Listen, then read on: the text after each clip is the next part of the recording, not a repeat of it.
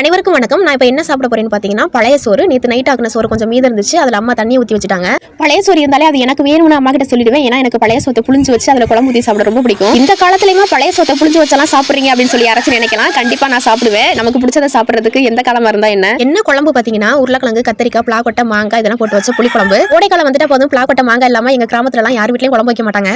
நான் பள்ளிக்கூடம் படிக்கும் போதெல்லாம் பள்ளிக்கூடம் முடிச்சு வீட்டுக்கு வந்ததும் பைய கொண்டாந்து வீட்டுல போட்டுட்டு கையை கழுவிட்டு தட்டை தூக்கிடுவேன். எங்க அம்மா சொல்லுவாங்க அந்த சட்டையை மாத்திட்டு சாப்பிட்டா என்ன அப்படின்னு சொல்லி கேட்பாங்க. என்ன பண்ணுவாங்க, நம்ம பேசிக்கிட்டு இருக்கல என் பையன் சொல்றான், நீ ஸ்கூலுக்கு தட்டு எடுத்துட்டு போனா உனக்கு சோறு போடுவாங்கல்ல அப்படின்னு சொல்லி கேட்கறான். ஸ்கூல்ல சாப்பிட வேண்டாம் அம்மா, சாப்பிட்டாலும் அம்மா வீட்டுக்கு வந்தது அம்மாவுக்கு பசிக்கும். வீட்டில் பார்த்தீங்கன்னா பழைய சோறு தான் இருக்கும். குழம்பு வந்து அப்போ தான் அடுப்பில் கூட்டி போட்டிருப்பாங்க, கொதிச்செல்லாம் இருக்காது.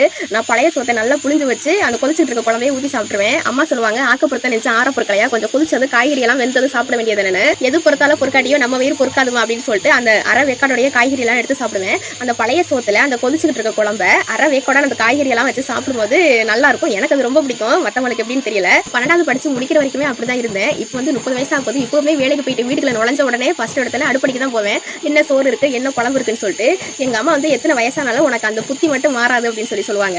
எப்படி சுத்தி வளைச்சு பார்த்தாலுமே நம்ம இவ்வளவு தூரம் ஓடிக்கிட்டே இருக்கிறது இந்த 3 வேளை சாப்பாட்டுக்கு தான். இந்த 3 வேளை சாப்பிடுறது மாற்றத்துக்கு தான். அந்த மாதிரி சாப்பாடு முக்கியம் இல்ல, நமக்கும் பசிக்கும்ல.